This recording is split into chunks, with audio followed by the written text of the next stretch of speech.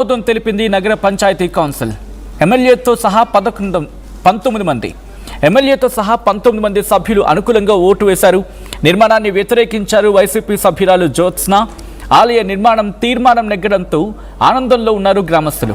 పోలీసుల బందోబస్తు నడుమ కౌన్సిల్ సమావేశం జరిగింది. ఇటీవల రామాలయం నిర్మాణం విషయంలో గొడవ తలెత్తింది. ఆలయం నిర్మాణంపై కొందరు అభ్యంతరం వ్యక్తం చేశారు. ఇంకొంతమంది కోర్టుని ఆశ్రయించారు. కోర్టుని ఆశ్రయించిన తర్వాత కోర్టు డైరెక్షన్స్ ఇచ్చింది. ప్రభుత్వం అనుమతిస్తే కనుక ప్రభుత్వం అనుమతి తీసుకొని ఆలయం నిర్మించుకునే అంశానికి సంబంధించి డైరెక్షన్స్ ఇచ్చింది. ఈ క్రమంలో కీలకమైన డెవలప్మెంట్ చోటు చేసుకుంది. దానికి సంబంధించిన బిగ్ బ్రేకింగ్ న్యూస్ చూస్తున్నారు. ఆకివీడు రామాలయం నిర్మాణానికి గ్రీన్ సిగ్నల్ దక్కింది. ఆలయం నిర్మించేందుకు రఘురామకృష్ణంరాజు ఆధ్వర్యంలో ఆమోదం తెలిపింది నగర పంచాయతీ కౌన్సిల్. ఎమ్మెల్యేతో సహా 19 మంది సభ్యులు అనుకూలంగా ఓటేశారు. నిర్మాణాన్ని వ్యతిరేకించారు వైసీపీ సభ్యురాలు జ్యోత్స్న. ఆలయ నిర్మాణం తీర్మానం నెగ్గడంతో ఆనందంలో ఉన్నారు గ్రామస్తులు. పోలీసుల బందోబస్తు నడుమ కౌన్సిల్ సమావేశం జరిగింది. ఇటీవల రామాలయం నిర్మాణం విషయంలో గొడవ తలెత్తింది. ఆలయ నిర్మాణంపై కొందరు అభ్యంతరం కూడా వ్యక్తం చేశారు. డీటెయిల్గా మాట్లాడుకునే ప్రయత్నం చేద్దాం. ఇదే అంశానికి సంబంధించి మరింత సమాచారం అందించేందుకు మా ప్రతినిధి మనోజ్ సిద్ధంగా ఉన్నారు. మనోజ్, ప్రస్తుతం కౌన్సిల్లో ఎప్పుడైతే అక్కడ దీనికి సంబంధించి ఒక కన్ఫర్మేషన్ వచ్చిందో ఎటువంటి రియాక్షన్స్ ఉన్నాయి? రఘురామకృష్ణరాజు మాట్లాడడం జరుగుతోందా?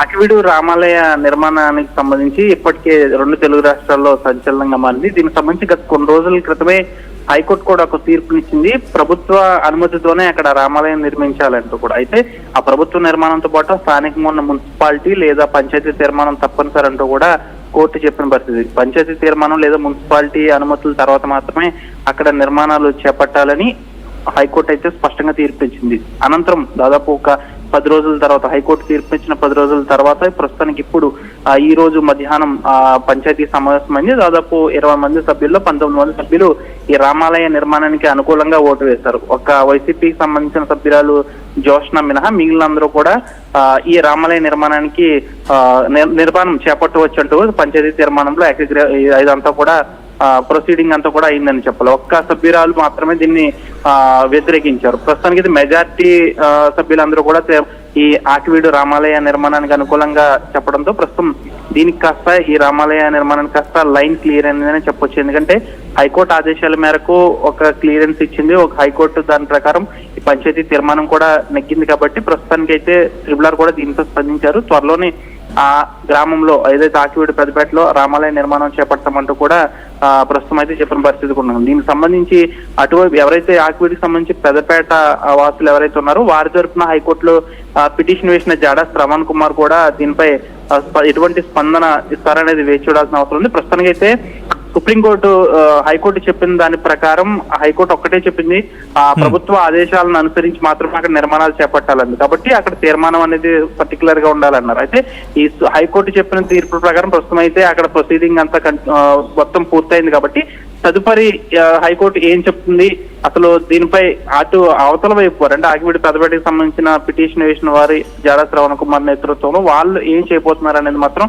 వేచి చూడాల్సిన అవసరం ఉంది. ప్రస్తుతానికైతే రఘురామకృష్ణ ఎప్పుడైతే ఆలయం నిర్మాణం చేపడతామంటారో అప్పటి నుంచి కూడా ఇది అంశం వివాదాస్పదంగా ఉంది. కాబట్టి ప్రస్తుతానికి ఇది హైకోర్టు పరిధిలోకి వెళ్ళిపోయింది. హైకోర్టు చెప్పిన దాని ప్రకారం అక్కడ ఒక స్టెప్ ముందుకే వెళ్ళిందని చెప్పొచ్చు. దీనిపై రఘురామకృష్ణరాజు కొన్ని నిమిషాల క్రితమే స్పందించారు. తప్పనిసరిగా అక్కడ దివ్య భవ్య రామాలయ నిర్మాణాన్ని చేపట్టేందుకు అడ్డంకులు తొలగిపోయేందుకు కూడా ఆయన చెప్పుకొచ్చిన పరిస్థితి. అయితే అపోజిషన్ అంటే ఆకివీడు పెద్దపేటకి సంబంధించిన వారు దీనిపై ఏం చేస్తారు, వాళ్ళు ఎటువంటి పిటిషన్ వేయబోతున్నారు, ఒకవేళ పంచాయతీ తీర్మానం అయింది కాబట్టి మెజార్టీ పీపుల్ దాన్ని ఆమోదించారు కాబట్టి ఆకివీడికి సంబంధించిన పెద్దపేట వాసులు దీన్ని అక్కడతో వదిలేస్తారా, లేకపోతే అక్కడ రామాలయం వద్దు అంటూ మరొకసారి ఏమైనా హైకోర్టుకి వెళ్ళి మరొకసారి ఏమైనా పిటిషన్ వేసే అవకాశం ఉందనేది మాత్రం తెలియాల్సి ఉంది. ప్రస్తుతానికి అయితే రఘురామకృష్ణరాజు ఆధ్వర్యంలో జరిగిన ఈ సమావేశానికి సంబంధించి 19 మంది అనుకూలంగా ఓటు వేశారు. కాబట్టి మెజార్టీ సభ్యులందరూ కూడా రామాలయ నిర్మాణానికి అంగీకారం తెలిపారు. దీనిపై ఆ గ్రామంలో అంటే ఆకివీడికి సంబంధించి గ్రామస్తులందరూ కూడా హర్షం వ్యక్తం చేస్తున్నారు.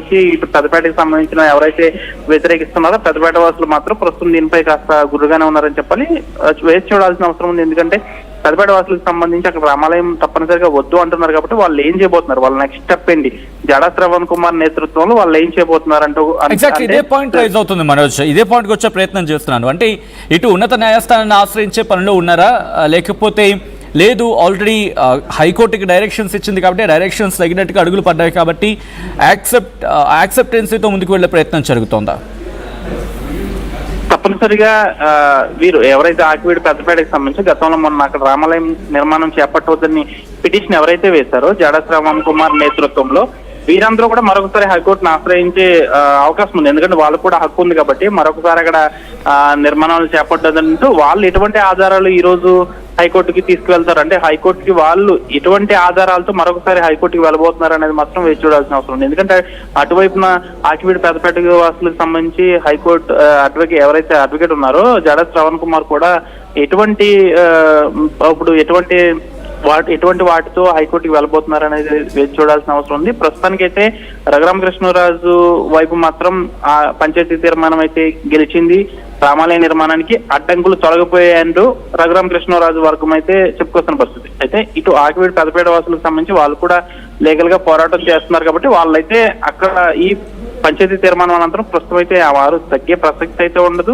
వారు ఎటువంటి ప్రొసీడింగ్స్ తో ఎటువంటి పత్రాలతో అసలు వారు జాడా శ్రవణ్ కుమార్ నేతృత్వంలో మరొకసారి హైకోర్టులో ఎటువంటి పిటిషన్ వేయబోతారు అనేది మాత్రం వేచి చూడాలి. ప్రస్తుతానికి రఘురామకృష్ణరాజుకి సంబంధించిన ఏదైతే తీర్పు ఏదైతే వచ్చిందో దానికి సంబంధించి ఒకటే చెప్పింది కోర్టు, ప్రభుత్వ ఆదేశాలనుసారం అక్కడ పంచాయతీ లేదా మున్సిపాలిటీ ఈ పరిధిలో ఒక తీర్మానం చేపట్టాలి, ప్రభుత్వ ఆదేశాల అనంతరం మాత్రమే అక్కడ నిర్మాణం చేపట్టాలని హైకోర్టు తీర్పు ఇచ్చింది కాబట్టి దానికి అనుగుణంగా ఈ రోజు పంచాయతీ తీర్మానం ఏర్పాటు చేశారు. 19 మంది సభ్యులు కూడా దాన్ని ఆమోదించారు కాబట్టి ఇటు రఘురామకృష్ణరాజుకు సంబంధించిందంతా కూడా ఒకవైపు సక్సెస్ఫుల్ గా అయిందని